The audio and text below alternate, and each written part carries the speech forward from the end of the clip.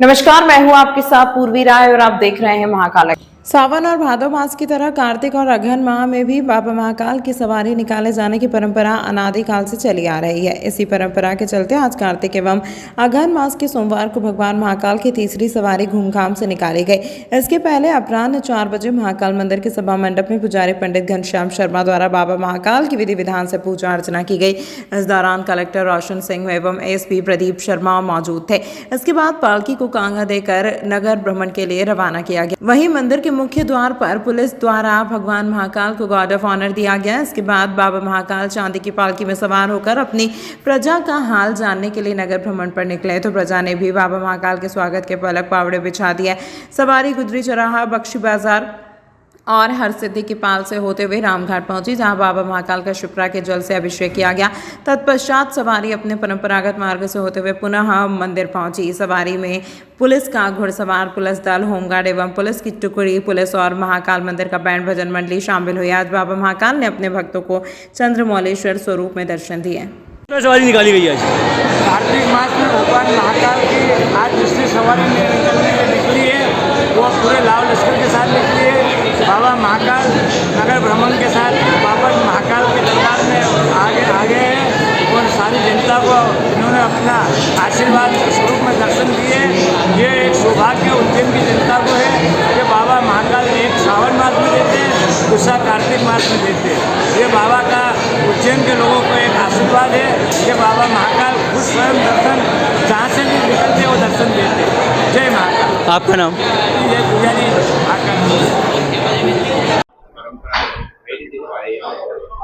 ये कार्तिक अगहन मास में बाबा का नगर भ्रमण रहता है।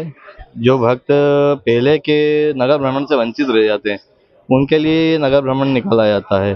जिस परंपरा अनुसार जो भक्त दर्शन नहीं कर पाते हैं वो उनको दर्शन का लाभ मिल जाता है। इस प्रकार से सुसज्जित होकर बाबा निकलते हैं नगर भ्रमण के लिए। किस तरह से सवार होते हैं, कौन से रूप में दर्शन देंगे? चंद्रमौलेश्वर रूप में सवार होते हैं, रजत पालकी में, और वही स्वरूप रहता है बाबा का जो श्रावण मास की सवारी में रहता है। जैसे पुलिस बैंड होकर नगर भ्रमण के साथ, इस तरीके से। आज कार्तिक मास की अंतिम और अगहन मास की पहली सवारी है। और कितनी सवारी? एक सवारी और है शेष। उमेश आदित्य शर्मा पुजारी। आज हमने सोमवार को यहाँ पे सवारी देखी महाकाल की, जो कि बहुत ही आनंदमय थी। मतलब कि रोंगटे खड़े हो गए हमारे देख के, महाकाल के दर्शन करके बहुत ही मजा आया। धन्यवाद। धन्यवाद। सवारी निकली है, आप लोग शामिल हुए। इस सवारी के बारे में क्या देखा है आप? जय महाकाल। मैं सुनील नैयर जलंधर से। हमने सुना तो बहुत था उज्जैन में आके कि महाकाल के दर्शन करने से बहुत सुकून मिलता है और बहुत पवित्र स्थान है। लेकिन आज सुबह से हम 2:30 बजे से लेकर अभी तक कम से कम 15-20 शिवलिंग को कर चुके हैं दर्शन। और जो सुबह जो हमने भस्म आरती देखी, उसके बाद हमने भोग आरती देखी। और उज्जैन शहर बहुत बढ़िया शहर है, महाकाल की पूरी कृपा है।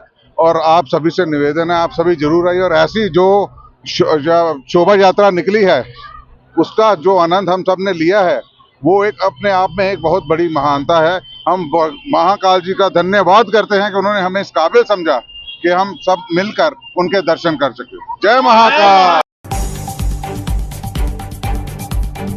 धरना प्रदर्शन और हंगामे की खबर लगने पर नगर निगम के अधिकारी मौके पर पहुंचे और ठेकेदार को तत्काल काम शुरू करने के निर्देश दिए।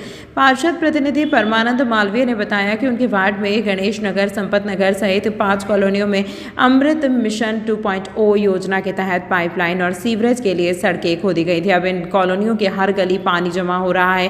रहवासी इतना परेशान है कि घर से निकलना मुश्किल है। पार्षद प्रतिनिधि ने बताया कि यहाँ अच्छी सड़कें बनी हुई थी, लेकिन सीवरेज के लिए खोदी गई और फिर सुधार कार्य नहीं किया गया। इन समस्याओं को लेकर कई बार निगम अधिकारियों और जोन में भी शिकायत की। अधिकारी आते हैं और आश्वासन देकर चले जाते हैं। इसीलिए 4 दिन पहले फिर पार्षद और रहवासी शिकायत लेकर पहुंचे और चेतावनी दी थी कि यदि 4 दिन में काम शुरू नहीं किया तो धरना प्रदर्शन करेंगे। कांग्रेस के पार्षद मालवीय के समर्थन में नेता प्रतिपक्ष रवि राय भी वार्ड में पहुंचे। निगम आयुक्त अभिलाष मिश्रा को जानकारी मिलने पर उन्होंने जोनल अधिकारी को मौके पर भेजा और समस्या के समाधान के निर्देश दिए। जोनल अधिकारी वार्ड में पहुंचे और जेसीबी बुलाकर तत्काल काम शुरू करवाया। उन्होंने आश्वासन दिया कि कीचड़ साफ कर पानी की निकासी कर मंगलवार से सड़कें दुरुस्त करना शुरू कर देंगे। छात्रों का कहना है कि विधि विभाग में लंबे समय से प्राध्यापक उपलब्ध नहीं है, जिसके कारण वे अपनी नियमित पढ़ाई से वंचित हो रहे हैं। छात्रों ने बताया कि यदि यह स्थिति यूं ही बनी रही तो उनकी शिक्षा प्रभावित होगी और भविष्य अंधकारमय हो जाएगा। एक छात्र ने व्यंग्यात्मक रूप से कहा कि अगर ऐसा ही चलता रहा तो आगे जाकर हमें भैंस चरानी पड़ेगी। छात्रों ने शासन प्रशासन से शीघ्र विश्वविद्यालय में प्राध्यापक नियुक्त करने की मांग की है। उन्होंने बताया कि इस विषय में वे पहले भी कई बार ज्ञापन सौंपकर अवगत करा चुके हैं, लेकिन अब तक उनकी मांगों पर कोई ठोस कार्रवाई नहीं की गई है। छात्रों ने चेतावनी दी है कि यदि शीघ्र समाधान नहीं किया तो वे उग्र आंदोलन करेंगे। हम सभी विक्रम विश्वविद्यालय के विधि अध्ययनशाला के मेन कैंपस के स्टूडेंट्स हैं। मेन कैंपस में विधि अध्ययनशाला में 5 महीने 10 दिन एक भी स्टूडेंट नहीं है और पिछले 1.5 साल से यहाँ शिक्षक ही नहीं है, जबकि हमारी क्लासेस बिना शिक्षक के चल रही हैं, खाली जा रही हैं। हमें डिग्री दे दिया जाएगा 5 साल के बाद, जिसमें हमें कोई ज्ञान नहीं होगा। लोग हमारे भविष्य के साथ खिलवाड़ कर रहे हैं, उन्हें हमारी शिक्षा से कोई मतलब नहीं है। हम उससे शिक्षक मांगते हैं, हम उससे गेस्ट फैकल्टी मांगते हैं, विजिटिंग फैकल्टी मांगते हैं। परमानेंट फैकल्टी तो छोड़िए, वो हमें गेस्ट फैकल्टी विजिटिंग फैकल्टी तक प्रोवाइड नहीं करते हैं। उनको हमारे भविष्य की कोई परवाह नहीं है, वो संविधान के खिलाफ जा रहे हैं। हमने राज्य सरकार तक, विश्वविद्यालय के पास बार बार अपनी आवाज़ पहुंचाई, लेकिन हमारी आवाज़ को सुनने वाला कोई नहीं है। लेके आए आंदोलन कर रहे हैं, इसका क्या उद्देश्य? अरे हमको जब शिक्षक ही नहीं है, पढ़ाया ही नहीं जाएगा तो आगे चल के हम क्या ही करेंगे? भैंस चराएंगे तो वही चराने जा रहे हैं, क्लासेस तो वैसे भी खाली जा रही हैं। चराना तो हमको आखिरकार भैंस ही है। कितने स्टूडेंट है टोटल? 665 स्टूडेंट है, 55 क्लासेज हैं। 2 शिक्षक के लोग भेजे हैं, वो भी केवल मान्यता लेने के लिए, पढ़ाई के लिए नहीं। अगर इनको पढ़ाना ही होता तो 2 शिक्षक से ज्यादा भेजते। 665 स्टूडेंट। अगर आपकी बात नहीं सुनी गई तो क्या करोगे? हम धरना जारी रखेंगे, क्लासेस हमारी वैसे भी खाली हैं। क्या शुभ नाम आपका? मेरा शुभ नाम शिवम पांडे है। हमने अपनी आवाज़ यहाँ के सीजे, यहाँ इंडिया के CGI और मुख्यमंत्री जी तक भी पहुँचाई है।